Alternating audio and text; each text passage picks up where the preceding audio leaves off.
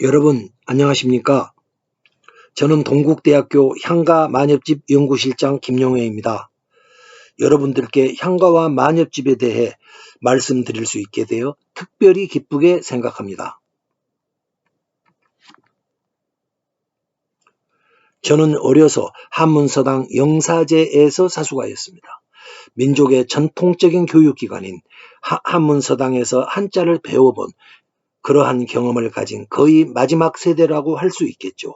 이어 서울고등학교와 서울대학을 졸업했습니다.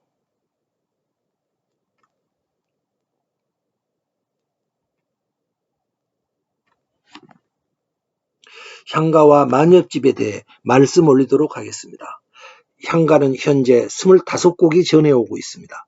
삼국유사 14곡과 균여전에 11곡이 되겠습니다. 제가 향가를 한 수, 두 수 이렇게 말하지 않고 14곡, 11곡 이렇게 말하는 것은 향가가 노래이기 때문입니다. BTS가 노래 한 곡 불렀다 이렇게 말하지 노래 한 수를 불렀다 이렇게 말하는 사람은 아마도 없을 것입니다. 때는 100여 년 전입니다. 우리 민족에게 큰 시련기가 있었습니다. 독립운동가들이 일본군에 의해 총살되고 있습니다. 민족의 앞날을 생각하던 이들이 처형되고 있습니다. 바로 이러한 때 일본의 여러 언어학자들이 우리 문화의 뿌리라고 할 향가에 매달리고 있었습니다. 우리는 이 중에 오쿠라 신베이라는 학자에 대해 주목해야 할 것입니다. 그는 일본 동경제국대학교 언어학과를 졸업했습니다.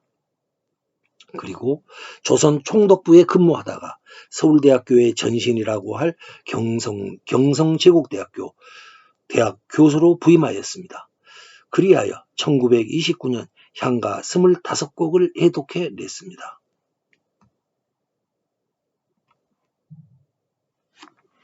이때 양주동이라는 젊은이가 있었습니다.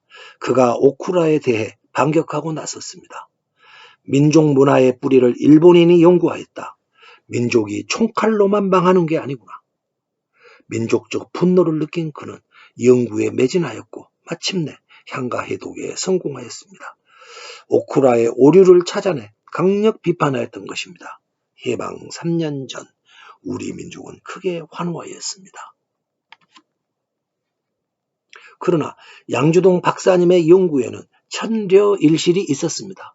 박사님께서 오쿠라의 해독법을 세밀한 검토 없이 그만 덜커덕 받아들이시고 만 것입니다. 오쿠라의 해독법은 향가의 한자들을 일부는 뜻글자로 보고 일부는 소리글자 이렇게 본다는 것입니다. 이후 현재까지 수많은 연구자들이 오쿠라의 해독법을 따르고 있습니다. 저의 향가 연구는 고등학교 다니던 시절 향가의 깊은 인상을 받으면서 시작되었습니다. 이후 50여 년간 향가를 연구했죠. 저도 초기에는 양주동 박사님처럼 오쿠라가 제시한 해독법을 그대로 이어받았습니다. 고대 문자 연구자들은 보통 문자의 성격에 대해 큰 고민을 하고 있습니다. 아시다시피 세 개의 글자들은 크게 모아서 뜻글자와 소리글자 이렇게 크게 두 가지로 분류됩니다. 뜻글자의 대표 선수는 한자라고 하겠습니다. 소리글자는 우리 한글과 영어가 되겠습니다. 그렇다면 향가 연구자들은 향가의 한자들을 어떻게 보고 있을까요? 예를 들어 보겠습니다. 원왕생가라는 신라의 향가가 있습니다. 사진 속에 노란색 박스 부분이 원왕생가의 첫 9글자입니다. 월하 이저역 서방염정 이렇게 되어 있습니다. 오쿠라와 양주동 박사는 이 아홉 글자 중 첫 두 글자 월하를 달아 이렇게 풀었습니다. 월은 달로 보았습니다. 뜻글자죠. 하라는 글자는 달아 이렇게 부를 때 아자라는 글자로 보았습니다. 소리 글자로 본 것입니다. 이렇게 해서 첫 구절 9글자 월하 이저역 서방염정을 달아 이제 서방가장 이렇게 풀었습니다.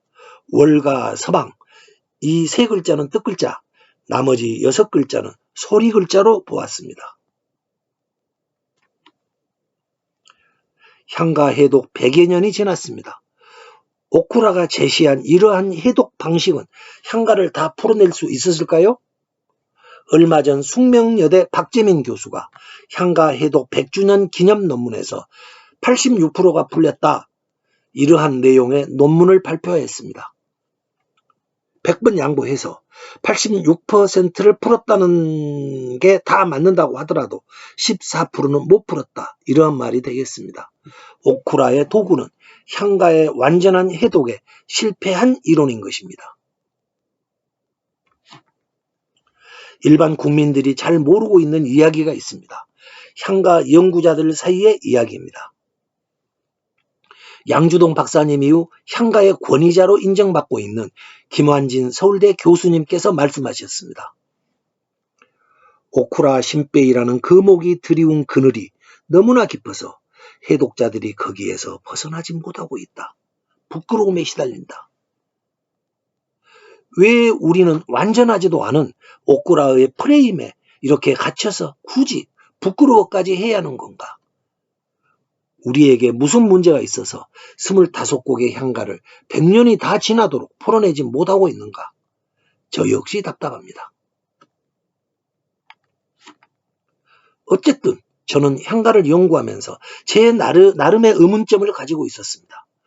우리가 100년 동안이나 실패하고 있는 이유가 혹시 해독 도구에 문제가 있어서가 아닐까? 이런 의문입니다. 해독 도구라는 말에 주목해 주십시오. 한자를 뜻글자와 소리글자로 보고 푼다. 이것입니다. 이것은 오쿠라의 해독법입니다. 양주동 박사님께서 덜커덕 받아들이신 그 이론입니다. 바로 여기에 문제가 있지 않을까? 이러한 의문점이었습니다. 다시 원앙생가로 가보겠습니다. 이번에는 첫 8글자를 보기로 하겠습니다. 월하 이조역 서방년 노란색 박스 속 글입니다. 이 구절의 낱 글자들의 뜻을 한번 봐주십시오. 월은 달, 하는 아래입니다. 이 자의 뜻이 좀 어렵습니다. 이것은 너입니다. 나와 너 할 때 너입니다. 저는 밑저입니다. 아래를 말합니다. 역은 또한, 서방은 서방입니다. 동방서방 할 때의 서방입니다. 염은 생각하다라는 뜻이 되겠습니다. 이러한 뜻을 한번 쭉 나열해 보겠습니다. 있는 그대로 나열만 하면 됩니다. 달, 아래, 너, 밑, 또한, 서방 생각하다 이렇게 됩니다. 그리고 이 뜻들을 자연스럽게 이어보겠습니다. 그러면 달 아래 내가 사는 밑 또한 서방 정토라 생각하라 이렇게 풀립니다. 글자의 뜻을 나열해 놓고 거기에 조사 같은 것을 약간만 보충했을 뿐입니다. 한자를 뜻으로 보아도 달 아래 내가 사는 밑 또한 서방 정토라 생각하라 이렇게 훌륭하게 풀리고 있는 것입니다. 100% 뜻으로 풀어도 잘 풀리지 않는가? 그래서 저는 한번 모든 향가를 뜻으로 풀어보기로 했습니다. 월, 하를 달 아래 이렇게 푸는 방식입니다. 월, 하를 달아 이렇게가 아니고 달 아래 이렇게 푸는 방식입니다. 그런데 막상 시작하고 보니 뜻으로 푸는 길은 아무도 가보지 않은 험난한 길이었습니다. 정말 하룻강아지가 범 무서운 줄 몰랐습니다. 그 길은 어두운 동굴 속과 같았습니다. 그 안에는 어떠한 연구자도 없었고 그 누구의 발자취도 보이지 않았습니다. 저는 암흑동굴 속에서 이상한 일들을 만나게 됩니다. 무시무시하고 소름 끼치는 글자들, 선열이 낭자한 글자들이 여기저기 마구 널려 있었습니다. 어둠 속에서는 부엉이가 푸드덕거렸고 강가 모래밭 사형장에서는 사람들을 몽둥이로 치고 칼로 토막내 죽이고 있었습니다. 어두운 저승길에는 귀신들이 물가에서 서성이고 있었습니다. 실로 악마의 동굴이었습니다. 또 정체불명의 글자들이 앞을 가로막았습니다. 신라 모 죽지랑가의 첫 세 글자로 한번 이 점을 설명토록 하겠습니다. 모 죽지랑가의 첫 세 글자는 거은춘입니다. 일단은 거는 갈거입니다. 갈거, 가다라는 뜻을 가지고 있습니다. 춘은 봄춘입니다. 봄으로 보겠습니다. 그러면은 갈거와 봄춘 사이 가운데에 끼어있는 은이라는 이 글자는 뭐냐? 양주동 박사님께서는 이 글자를 은이라는 우리말 소리로 보았습니다. 그래서 박사님께서는 가는 봄 이렇게 풀었던 것입니다. 가는 봄 이렇게 풀었던 것입니다. 저는 그러나 이렇게 풀면 안 되었습니다. 왜냐? 저는 뜻글자로 보자고 했기 때문에 죽으나 사나 은이라는 글자를 뜻글자로만 보아야 했습니다. 그렇다면 은이 어떤 뜻으로 쓰이고 있을 것인가? 사전을 찾아보면 9가지 뜻이 있습니다. 분명히 은이라는 글자의 뜻은 이 중 어느 하나에 해당할 것입니다. 어느 것일까요?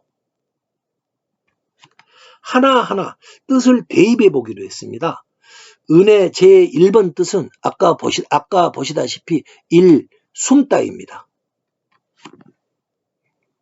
그래서 가다와 봄, 이 사이에 숨다라는 뜻을 대입해 보았습니다. 그러면은 가다가 숨는 봄, 이렇게 풀이가 될 수도 있습니다. 이런 식으로 사전 속의 한자 뜻을 하나하나 대입해서 작품 전체의 맥락과 일치하는 뜻을 찾아내야 했습니다. 뜻을 일일이 대입한다는 것은 결코 쉬운 일이 아니었습니다. 저같이 미련하고 우직한 사람이라야 할 수 있는 일이었습니다. 한 글자가 많게는 3, 40개의 뜻을 가진 경우도 있으니까요. 글자의 뜻이 여름밤의 반딧불이처럼 제 머릿속을 이리저리 날아다녔습니다. 악전고투가 계속되었습니다. 계속되는 좌절이 있었고 그만 향가 연구를 그만두자 이러한 유혹이 수시로 찾아왔습니다. 진실로 문자 지옥이었습니다. 몇 년을 두고 이런 작업을 반복하였습니다. 그러다 보니 작은 성과가 눈에 띄기 시작했습니다. 멀리 탈출구 같은 것이 보였습니다. 그 탈출구는 몇 글자를 풀다 보면은 꼭 정체불명의 문자가 나타나서 길을 가로막는다. 이러한 사실이었습니다. 예를 들어보겠습니다. 여기 하얀 원과 까만 원에 해당하는 글자들이 있다고 합시다. 하얀 원의 글자들만을 따로 떼내서 순서대로 그냥 연결해 보면 말이 되기도 하였습니다. 그런데 그 하얀 원 사이사이에 까만 원이 끼어가지고 해독을 가로막았습니다. 이러한 현상들이 반복되었습니다. 해독을 가로막는 글자들이 무엇이냐? 이것을 알아보기로 했습니다. 저는 제가 가야 할 길을 찾은 것만 같았습니다. 찬 기파랑과 한 구절을 예를 들어서 이 일을 설명토록 하겠습니다. 찬 기파랑가의 한 구절에 안복하사시 이런 구절이 있습니다. 안복하사시. 이 5개의 글자 중에 첫째 글자인 안, 셋째 글자인 하, 끝 글자인 시는 바로 하얀 동그라미에 해당되는 글자입니다. 아까 제가 말씀드렸죠? 하얀 글자는 풀린다고. 그렇다면 이 세 글자를 한번 풀어보겠습니다. 안은 어찌안, 어찌라는 뜻을 가지고 있습니다. 하는 아랫사람입니다. 시는 여기저기 할 때 여기입니다. 이들 뜻을 아까처럼 한번 단순히 연결만 해보면 어찌 아랫사람 여기 이렇게 됩니다. 이들 뜻을 자연스럽게 이어붙여 보면 어찌 아랫사람들이 여기에 이렇게 풀리더라는 것입니다. 그런데 하얀 원 사이에 복이라는 글자와 사라는 글자가 끼어들어가지고 있으면 해독이 막힙니다. 천하장사도 컴퓨터도 AI도 안복하사시 이렇게 5글자로 되어 있으면 이 구절을 해독해내지 못할 것입니다. 이런 풀이를 계속 반복하다가 하얀 원에 해당하는 글자들이 어떤 문장의 이거 핵심 글자들이 아닌가, 이 사실을 알게 됩니다. 그리고 또 이러한 하얀 원에 해당하는 글자들이 우리말 어순으로 배열되어 있더라, 이러한 사실도 역시 알게 되었습니다. 어떤 사실들은 알게 되었고 어떤 사실들은 계속 의문점으로 남게 되었습니다. 그러나 의문점들은 차츰차츰 압축되어 갔습니다. 해독을 막고 있는 까만 놈이 뭐냐? 이제는 까만 놈만 알면은 향가가 풀릴 것도 같았습니다. 문제가 압축되었을 뿐이지 문자 지옥 속을 헤매기는 마찬가지였습니다. 그러던 어느 날 저는 용인에 있는 공원묘지 양주동 박사님의 묘소를 참배하기로 하였습니다. 여기 보이는 사진이 박사님의 묘소입니다. 묘소 앞에 앉아 계곡을 내려다보고 있었습니다. 박사님, 편안히 계시나요? 저는 이렇게 힘이 듭니다. 이렇게 자문자답하던 때였습니다. 순간적으로 마치 섬광과 같은 생각 하나가 제 머릿속을 스쳐 지나갔습니다. 그것은 원앙생가 속에 들어있는 두 글자였습니다. 두 글자는 노란 박스 속 향은 운 보원야, 향가의 말로는 보원이다, 이렇게 풀리게 되는 6글자 속에 보언이라는 두 글자였습니다. 이 보언이라는 두 글자가 제 머릿속을 섬광처럼 스쳐 지나갔던 것입니다. 보언? 향가 속에 보언이라는 특수한 문자 집단이 있다는 말인가? 마치 스파크가 튀는 것 같은 영감이었습니다. 보언이라는 게 혹시나 문제의 까만 원이 아닌가? 허겁지겁 저는 집으로 돌아와 글자들을 짜 맞추어 보았습니다. 그랬더니 맞았습니다. 까만 원에 해당하는 문자들을 보원으로 볼 수도 있겠다, 이렇게 생각되었습니다. 실로 감격스러운 영감이었습니다. 훗날 밝혀지겠지만은 이날의 이 영감이 향가 해독의 결정적 계기가 되었습니다. 보온이라는 두 글자는 이집트 그림 문자를 풀게 한 로제타 스톤에 해당되었습니다. 이제 보온의 연구에 몰두하기로 했습니다. 극한 몰입을 하였습니다. 자잘한 자동차 사고를 여러 번 겪을 정도였습니다. 큰 사고로 목숨 잃지 않고 이렇게 여러분 앞에 서게 된 것만 해도 행운이다, 저는 이렇게 생각합니다. 저는 천신만고 끝에 악마의 칠흑 동굴 속에서 보따리에 담겨있는 정체불명의 글자들을 발견하게 되었고 이것들이 보온이다, 이러한 사실을 알게 되었습니다. 하지만 그때까지만 해도 보온이 무엇인지는 잘 몰랐습니다. 보온을 정확히 제가 알게 된 것은 사촌 형님과의 농장 문답을 통해서였습니다. 어느 날 형님하고 농장에서 함께 일하다가 물었습니다. 형님은 불교에 대해서 조예가 깊으시거든요. 형, 무량수불이라는 부처가 뭐요? 원왕생가 속에는 무량수불 전내, 이러한 구절이 있습니다.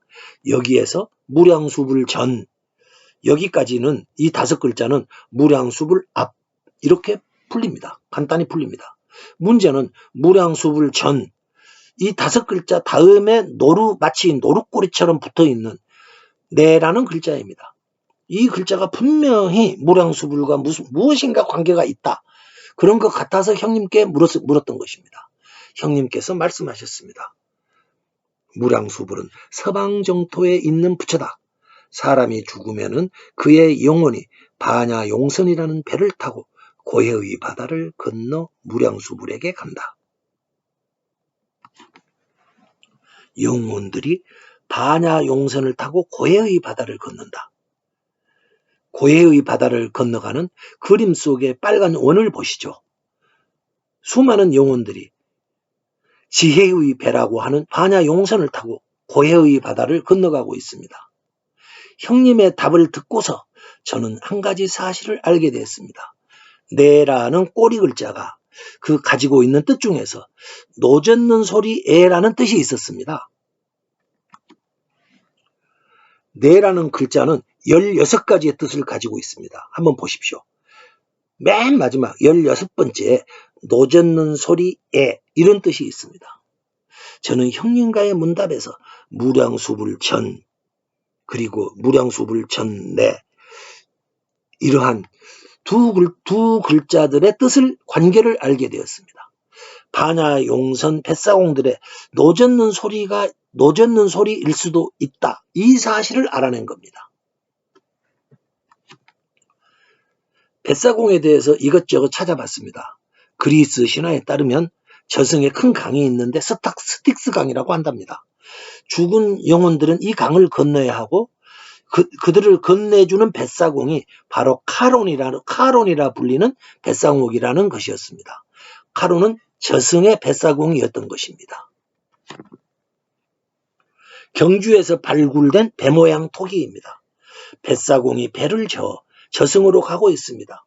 고대 신라의 토속 문화에도 저승에 뱃사공이 있었습니다. 이 그림 역시 경주에서 발굴된 고대 신라의 장례 그림입니다. 앞에서 두 번째, 왼쪽에서 두 번째입니다. 그 붉은색 안을 보시죠. 세 사람이 노를 젓고 있습니다. 가운데 치마 입은 여자도 있습니다. 저승의 강에서 노를 젓고 있었습니다.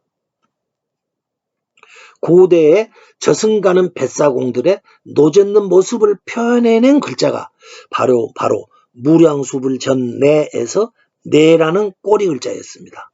노젓는 소리 에라고 쓰이는 글자였습니다. 무량수불전에를 다시 보기로 하시죠. 여기서부터는 이 내라는 글자를 에라고 발음하겠습니다. 노젓는 소리 에이니까요. 무량수불전 이 구절은 무량수불 앞 이렇게 풀립니다. 문제는 꼬리 글자 에입니다. 저는 이 글자를 파고들다가 뜻밖에도 굉장한 발견을 하게 됩니다. 에라는 글자가 뜻과 소리 두 가지로 쓰이고 있다. 뜻이기도 하고 소리이기도 하다. 이러한 사실입니다. 그것도 동시에 기능하고 있다. 이랬습니다. 뜻글자로는 아까 앞에서 설명드린 뱃사공의 노젓는 모습을 뜻할 것입니다. 그런데 이 글자가 무량수불 앞에 이렇게 할 때는 에라는 소리, 앞에 할 때의 에라는 소리 자체로 쓰이고 있더라 이 말입니다. 문자 하나가 동시에 뜻으로도 쓰이고 소리로도 쓰이고 있었습니다. 고스톱으로 말하면 일타쌍피입니다. 두 가지로 동시에 기능하는 문자가 있던가? 저는 생전 처음 들어보는 소리였습니다. 어쨌든지 신라의 한가에서 에라는 글자를 모두 찾아보았습니다. 신라의 한가에는 에라는 글자가 모두 4번 나왔습니다. 확인한 결과 이들은 모두가 일타쌍피였습니다. 일타쌍피로 쓰이고 있었습니다. 에라는 글자만이 아니었습니다. 에라는 글자만이 아니었습니다. 이러한 글자들이 여러 개가 있다는 사실을 저는 확인하게 됩니다. 이러한 글자들을 두 가지로 동시에 쓰인다고 해서 이중 글자라고 부르기로 했습니다. 조금 심하기는 하지만 학술적 용어로 일타쌍피 글자다 이렇게 말하면 조금 품위를 손상할 것 같아서 좀 이것을 공식 학술 용어로 쓰기는 그랬습니다. 그런데 사실은 일타쌍피 글자 이게 더 머리에 잘 들어오지 않습니까? 100여 년 전 우리 민족이 시련을 겪던 시절 일본인 오쿠라가 향가를 연구했습니다. 그리고 그가 말했습니다. 향가에 쓰이는 글자들은 일부는 뜻글자고 일부는 소리 글자더라. 그런데 제가 정밀하게 검토해 보았더니 그의 이 말이 틀린 말이었습니다. 향가 문자는 실제는 향가 문자는 일부는 뜻글자고 일부는 일타쌍피 글자였던 것입니다. 오쿠라가 틀렸습니다.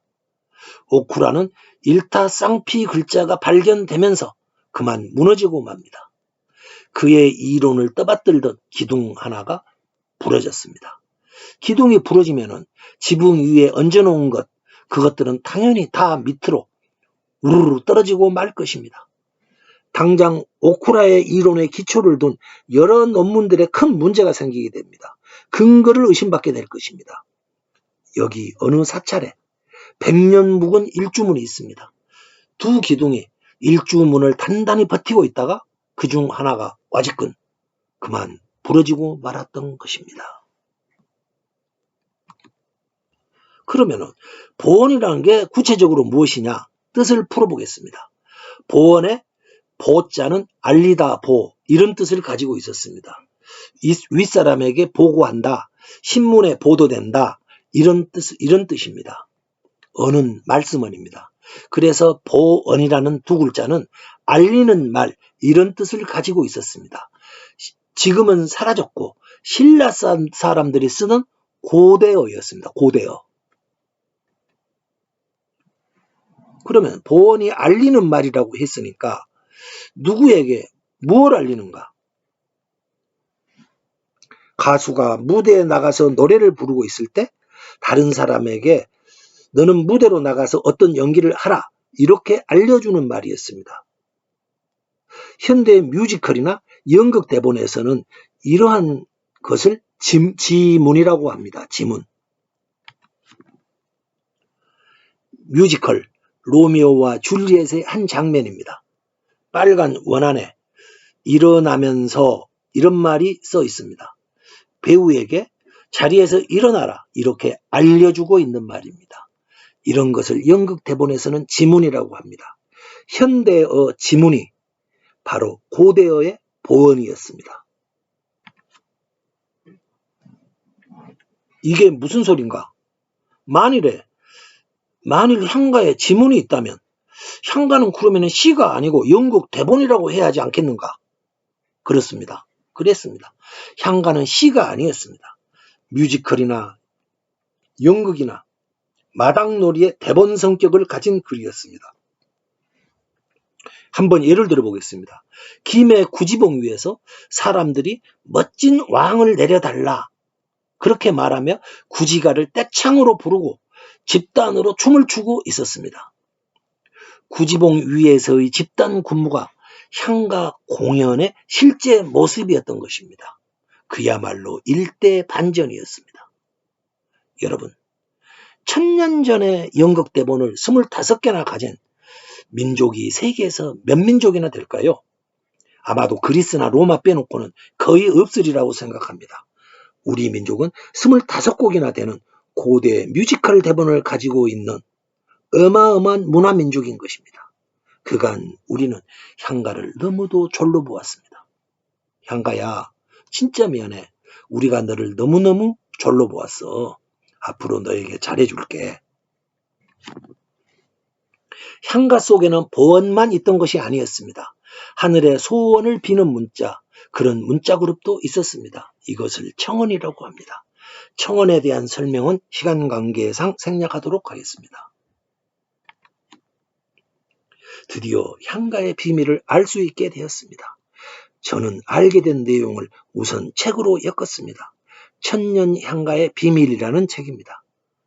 다음으로는 향가의 천년 비밀에 대해서 설명을 올리도록 하겠습니다.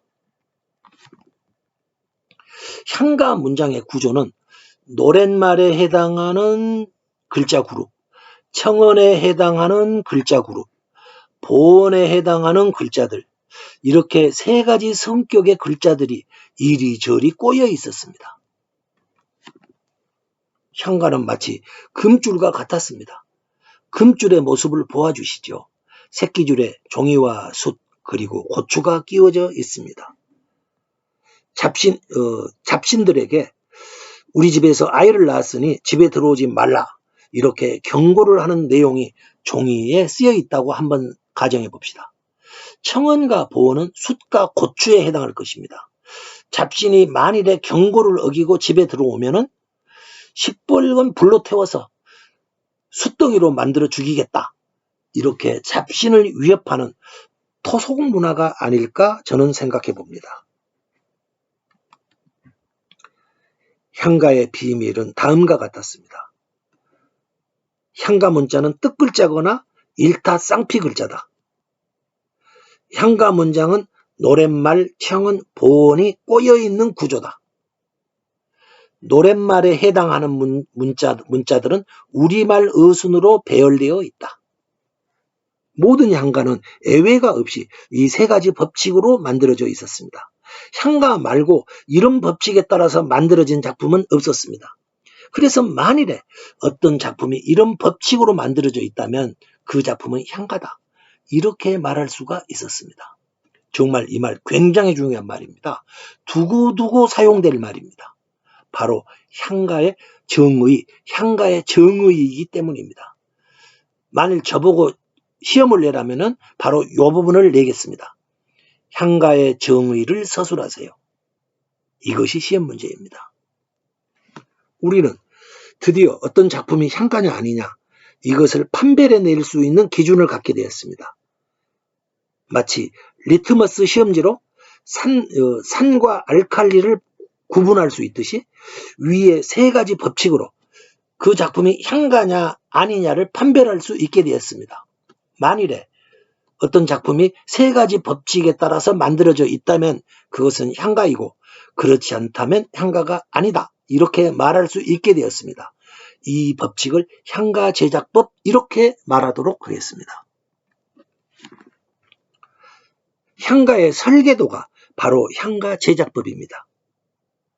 스위스의 파텍 필립이 만든 수십억짜리 세계 최고급 기계식 시계 그랜드 마스터 차임입니다. 이 시계는 정밀한 설계도에 의해 만들어져 있습니다. 우리 향가도 마스터 차임처럼 정밀한 설계도에 따라 만들어져 있습니다. 설계도를 모르고 그랜드 마스터 차임을 분해할 수가 없듯이 향가도 향가 제작법을 모른다면 해독해낼 수가 없습니다. 이제 향가 제작법이 제시되었습니다. 따라서 우리는 향가를 풀이할 수 있게 되었습니다. 향가 제작법은 괴력을 가지고 있었습니다. 모든 향가를 다 풀어냈습니다. 그리고 모든 사람이 풀어도 똑같이 풀어낼 수가 있었습니다. 그러면 풀이 결과를 비교해 보겠습니다. 원왕생가입니다. 원효대사께서 만드신 것입니다. 원왕생가 앞부분 몇 구절만 풀어보겠습니다. 먼저 양주동 박사님입니다. 양주동 박사님의 풀이입니다. 달아 이제 서방가장 가샤리고 무량수불 전에 니꼼다가 살고 샤셔. 똑같은 구절을 이번에는 향가 제작법으로 풀어보겠습니다.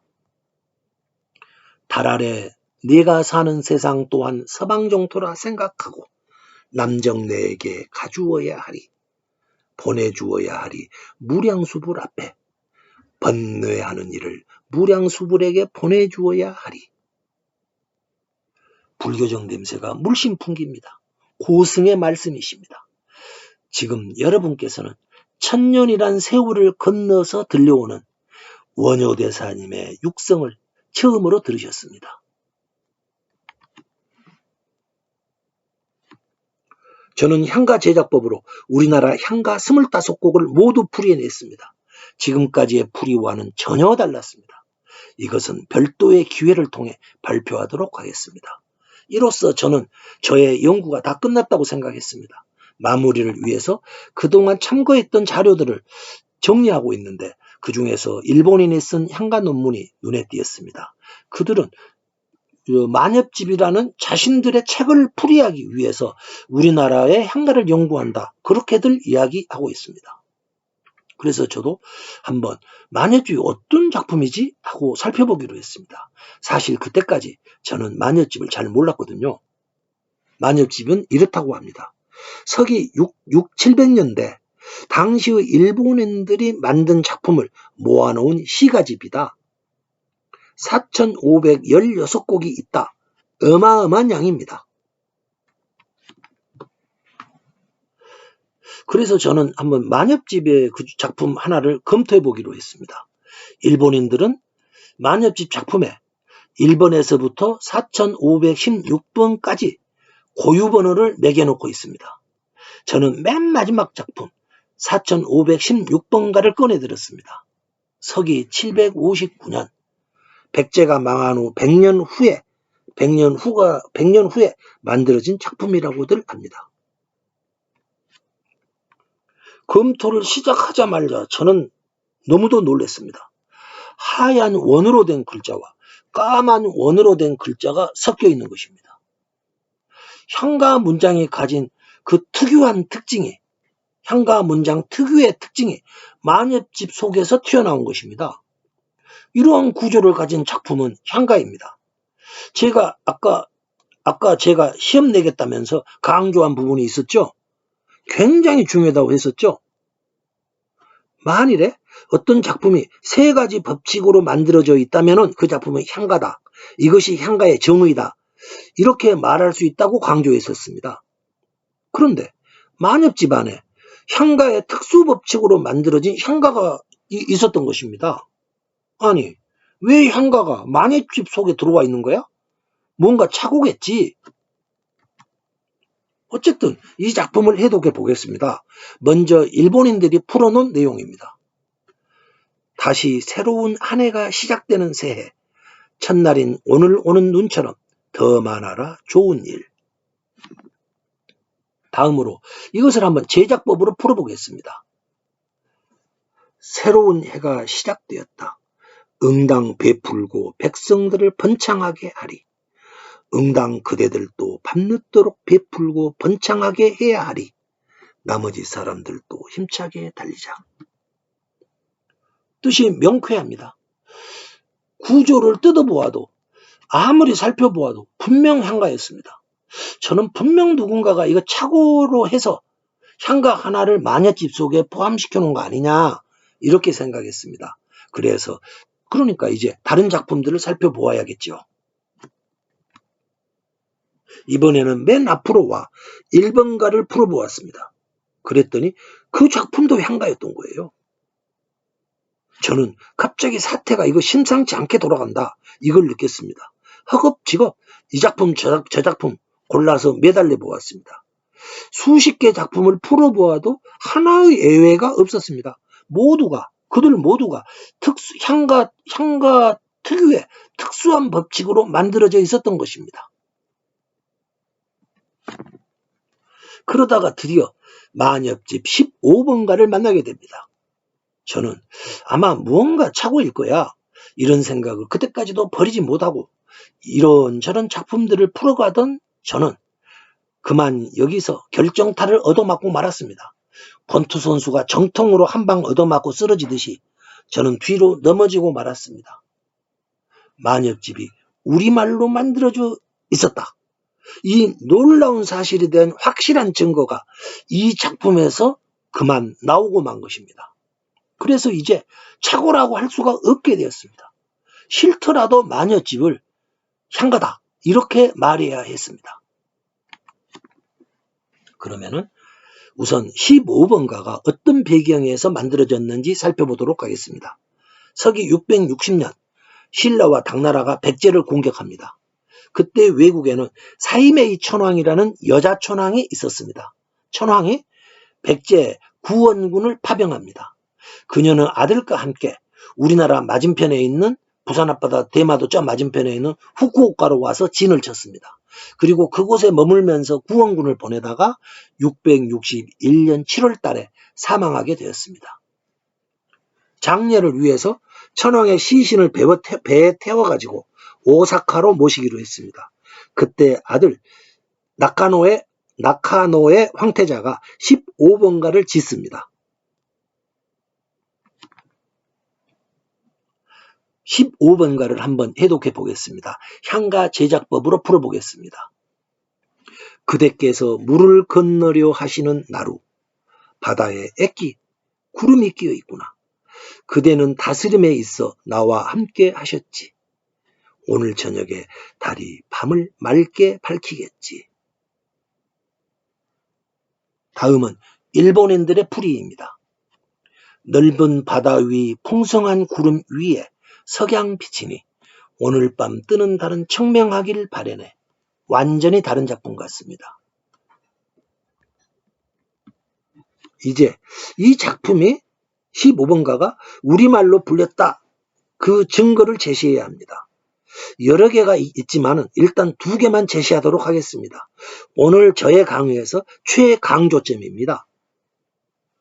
첫 번째 증거로는 15번가 둘째 구절에 나오는 해에라는 두 글자입니다. 바다 해자, 노젓는 소리 애자입니다. 해에는 신라향가 원왕생가에 나오던 무량수불 전에 이 구절과 구조가 똑같습니다. 무량수불 전에를 우리는 무량수불 앞에 이렇게 읽었습니다. 그러니까 해에는 바다의 자니까요. 바다에 이렇게 읽어야 할 것입니다. 그런데 여러분 이상하지 않나요? 바다에 구름이 껴 있구나 할 때의 바다에 구름이 껴 있구나 할 때의 바다에 이 말 이거 우리말 아닌가요? 또 한 가지 증거입니다. 비사지라는 3글자입니다. 비는 함께하다 비입니다. 나라를 다스림에 있어 함께하다 이런 뜻입니다. 사자는 사, 지자는 지입니다. 그러면 함께하다에다가 사라는 글자와 지라는 글자를 덧붙여서 연결해 보면은 이렇게 됩니다. 함께하사지, 함께하사지 이렇게 읽힐 수 있습니다. 함께하사지 이것은 함께하사지 이렇게 읽어야 할 것입니다. 이 말은 한국 현대어에 함께하셨지 이 말에 해당할 것입니다. 고대 우리말을 발음 그대로 써놓고 있는 것이 분명합니다.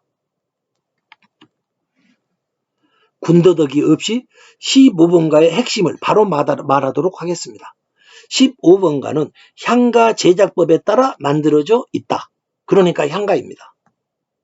또한 15번가는 일본어가 아니고 우리말로 불려지고 있었다.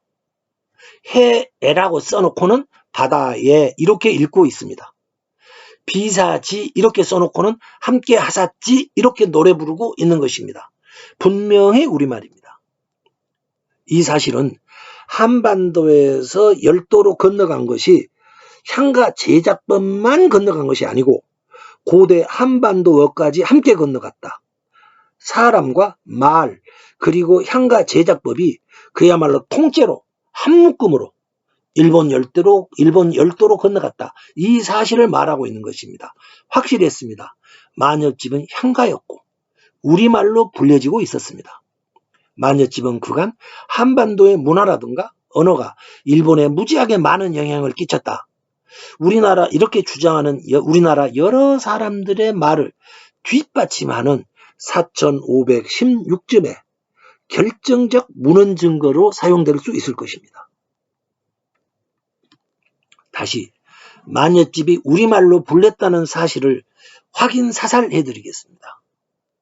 서기 700년대에 히토마루라고 하는 유명한 향가 작가가 조선 세종대왕 때 말로 노래를 짓고 있었습니다. 그가 지은 217번가 끝구절은 조로의 여야입니다. 이 말은 인생이란 아침 이슬에 같아야 이런 뜻으로 풀립니다. 인생이란 아침 이슬에 같아야 이 말을 현대어로 옮기면은 인생이란 아침 이슬과 같아야 이렇게 됩니다. 똑같은데 애자가 과자로만 변해 있습니다. 아침 이슬에 같아야, 아침 이슬과 같아야 이 애와 과자를 비교격 현대 문법으로는 비교격 조사라고 합니다. 그 비교격 조사만이 옛날에는 애였다가 현대에 와서는 과로 바뀌어 있습니다. 그런데 서기 700년대 일본에서 만들어진 이 작품에 나타난 비교격 조사애가 아까 있죠? 그 아침 이슬에 같아야 할 때의 비교격 조사 예가 1400년대 세종대왕께서 창제하신 훈민정음에서도 쓰이고 있더라 이 말입니다. 훈민정음 서문에 나온 훈민정음 서문 나란 말씀이 중국에 달라. 이 구절에 있는 애라는 글자, 중국에 달라 할 때의 애라는 글자, 바로 그 글자입니다. 여러분 기가 막히지 않습니까? 우리가 지금 사용하지 않고 있는 고대어까지 한일 간에 자기들끼리 서로 똑같습니다. 이것은 한반도에서 건너간 사람들이 만엽집 속의 작품들을 우리말로 쓰고 불렀다는 확실한 증거가 됩니다. 세종대왕께서 만엽집이 우리말로 불려졌어. 이러한 만엽집이 우리말로 불려졌다라는 증거 하나를 제시하고 계시는 것입니다. 저는 현재까지 약 700여 곡을 해독해 놓았습니다. 만엽집 4516곡 중 약 15% 정도입니다. 그걸 풀어보았더니 예외가 없이 다 향가 제작법에 들어맞았습니다. 모두가 향가였고 우리말이었다. 이 사실을 우리는 몰랐었고 일본인도 몰랐었습니다. 둘 다 꿈에도 생각지 못했습니다. 그간 몇몇의 연구자들이 그 만엽집이 우리말로 불렸다 이러한 주장을 해왔습니다. 그러나 그들의 주장은 인정받지 못했습니다. 왜냐? 그들의 해독 도구가 논리적으로 상당한 문제가 있다 이런 이유 때문이었습니다. 그러나 이제 그들과는 달리 만엽집의 모든 작품이 향가였고 우리말이다. 이러한 사실을 매우 엄격한 논리로 입증해낼 수 있는 이론이 나왔습니다. 바로 향가 제작법입니다. 향가 제작법은 한반도의 향가와 일본 열도의 모든 향가 두 가지 모두를 풀어내는 괴력의 도구였습니다. 만엽집 풀이에는 일본어가 필요 없었습니다. 왜냐? 우리말로 만들어져 있으니까요. 이러한 사실들이 논리로 입증된다. 이 사실을 확인하고 나자 저는 눈앞이 하얘졌습니다. 거의 심장마비에 걸리는 줄 알았습니다. 심장이 두근두근했습니다. 마치 이글거리는 숯불을 손에 쥔 것처럼 저는 소스라치게 놀라 의자에서 벌떡 일어났습니다. 저는 뒷짐을 지고 방 안을 이리저리 마구 돌아다녔습니다. 만엽집이 향가였고 우리말로 불려졌다. 그리고 엄격히 입증할 수 있다. 쓰나미였습니다. 저는 일본의 이 유명한 그림 거대한 파도에 그만 강타당하고 말았습니다. 거대한 파도가 저를 내동댕이 치고 일본으로 향하는 것을 저는 보았습니다. 우리나라 사람으로 향가 제작법을 배우게 되면은 만엽집을 풀 수가 있습니다. 일본말이 필요 없습니다. 만엽집은 우리말로 되어 있으니까요. 마침내 지난 1000년 동안 만엽집 연구자들을 그토록 괴롭혀왔던 어떻게 푸느냐, 어떻게 만엽집을 푸느냐 이 문제가 해결되었습니다. 이제는 누가 최초로 완독을 해낼 것이냐 이게 중요하게 되었습니다. 국면이 크게 바뀌었습니다. 만엽집 700여 곡을 풀어봤더니 만엽집은 우리 민족과 깊은 관계가 있었습니다. 이 사실을 어떻게 바라보아야 할 것인가? 잠정적이지만 현재까지 파악된 만엽집의 성격에 대해 일단 말씀 올리도록 하겠습니다. 서기 300년대를 전후한 시기, 200년대일 수도 있고 300년, 400년대일 수도 있겠죠. 서기 300년대를 전후한 시기, 당시 한반도에는 수십 개의 작은 나라들, 소국이라고 하는 나라들이 우글거리고 있었습니다. 무슨 이유인지는 모르겠으나 소국의 일부 지도자들이 향가 제작법과 칼을 가지고 부하들과 함께 일본 열도로 도거하고 있었습니다. 도래한 것이 아니고 도거한 것입니다. 이 시기에 열도로 도거해 간 가장 대표적인 인물이 소잔오존이라는 한반도 어느 소국의 지도자입니다. 스사노 미코토라고도 불립니다. 존칭어를 빼면 소잔오가 되겠습니다. 그의 이름이. 소자노가 한반도 고천올이라는 곳에서 출발해서 신라의 소심올이라는 곳을 고천올이라는 곳에서 출발해서 신라의 소심오리를 거쳤습니다. 그리고 이즈모라는 곳으로 갔습니다. 이즈모라는 뜻은 화산운, 화산 연기가 뿜어져 나오는 일본 열도 전체를 말하는 것으로 생각됩니다. 그가 출발한 곳, 거쳐간 곳, 도착지까지 다 기록되어 있습니다. 여기에 그치지 않습니다. 도착지에서 그가 지은 향가까지 고사기와 일본서기의 첫 작품으로 수록되어 있습니다.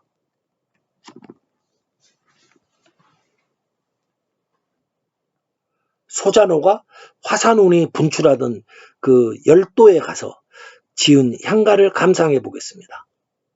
이 작품은 화산운의 분출을 멈추게 해달라 이렇게 비는 향가였습니다.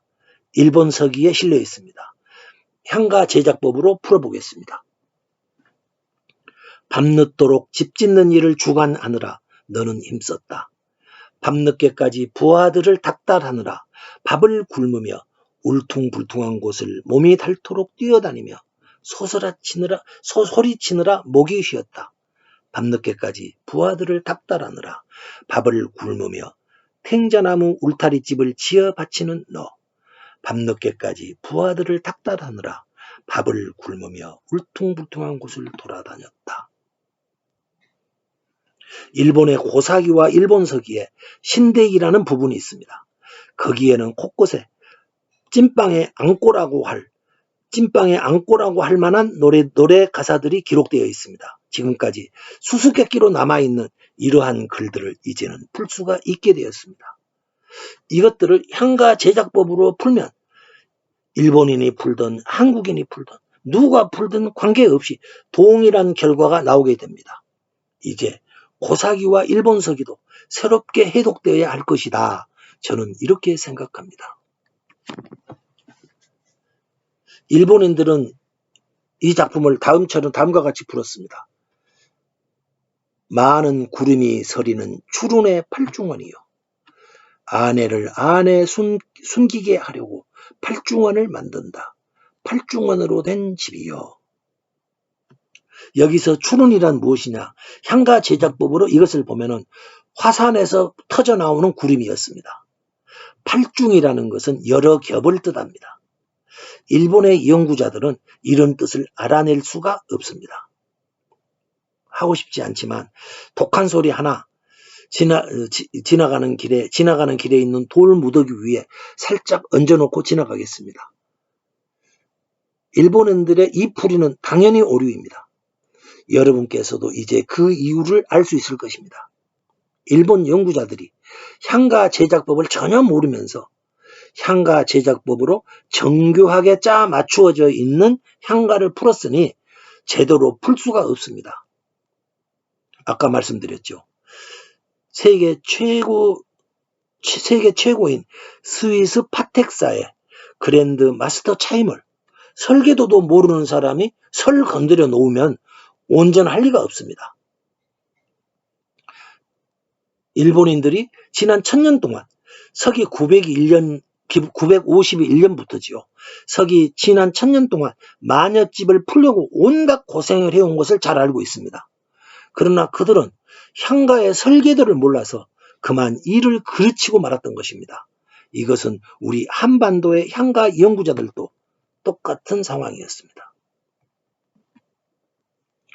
한반도에서 건너간 이들이 열도를 개척하는 과정에서 몸으로 부딪혔던 일들과 느낌을 우리말로 써놓고 있었습니다. 그것이 바로 만엽집과 고사기, 일본서기의 향가였습니다. 열도의 향가는 노래로 써놓은 한민족의 역사, 이렇게 볼 수 있겠습니다. 그러나 동시에 열도의 향가는 일본 민족을 형성하는 인문학적 역할도 수행하였습니다. 그래서 일본인들은 만엽집을 자신들의 정체성이자 마음의 고향이다, 이렇게 말하고 있습니다. 틀린 말이 아닙니다. 이런 점에서는 일본 작품입니다. 저는 동의합니다. 그러나 만엽집의 영국권이 아주 모호해집니다. 그럼 만엽집을 한국 것이라고 해야 할까요? 아니면 일본 것이라 해야 할까요? 한번 가정해 보겠습니다.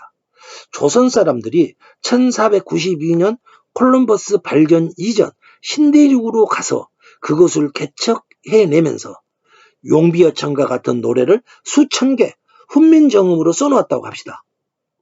그런데 그것이 1000년 후 뭉태기로 발견됐다고 할 때 또 한국과 미국이라는 나라가 그때까지 망하지 않고 존재한다고 할 때 그것을 미국 것이라 해야 할까요? 아니면 우리 것이라 해야 할까요? 만엽집은 일본 열도로 간 고대 한반도의 지도자들과 그의 후손들이 보고 들은 일을 우리말로 써놓은 것입니다.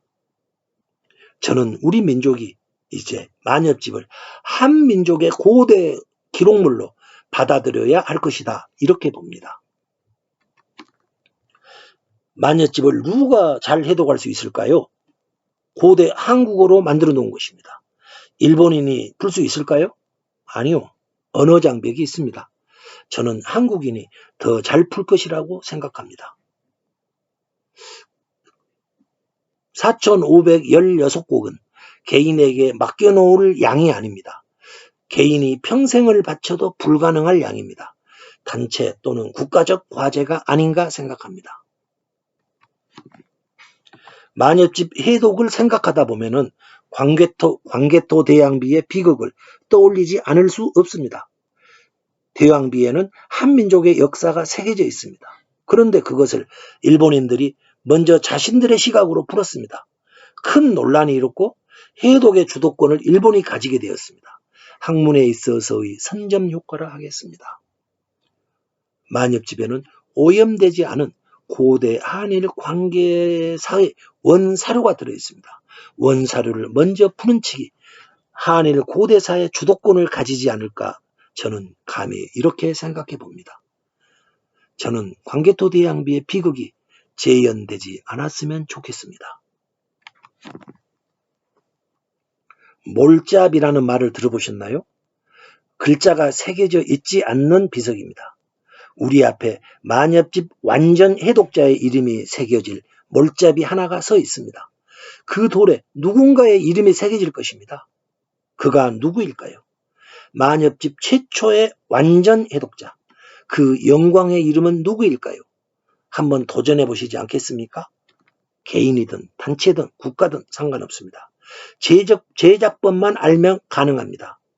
다만 초벌 해독만 해도 아마 10년은 걸리지 않을까, 이렇게 생각합니다. 작품 수가 5000곡이나 되니 아마 그렇게 될 것입니다. 기나긴 경주가 이제 막 시작되려 하고 있습니다. 저의 연구 결과는 저서와 논문을 통해서 공개되었습니다. 제 제작법이 공개된 만큼 일본인들도 풀기 시작할 것입니다. 한일 간의 긴 경주가 되리라고 생각합니다. 이 책은 일본 만엽집은 향가였다, 저의 책입니다. 향가 제작법을 수록해 놓은 천년 향가의 비밀입니다. 저의 향가 해독 과정을 기록해 놓은 향가 루트입니다. 어떻게 귀결될 것인가 관심을 부탁드리겠습니다. 끝으로 향가 해독의 초석을 놓으신 양주동 박사님과 오쿠라 신페이 교수님, 뒤를 잇는 수많은 한일 두 나라의, 한국과 일본 두 나라의 향가 연구자분들께 깊은 존경을 바칩니다. 그분들이 있었기에 향가의 실체가 밝혀질 수 있었다, 이렇게 생각합니다. 아울러 향가 해독의 여정에 후학들의 참여를 기대합니다. 학문의 길이란 길가 돌무더기 위에 돌 하나 더 얹어놓고 가는 기나긴 여정이라는 말에 무겁게 공감합니다. 낯선 내용 들어주셔서 감사드립니다.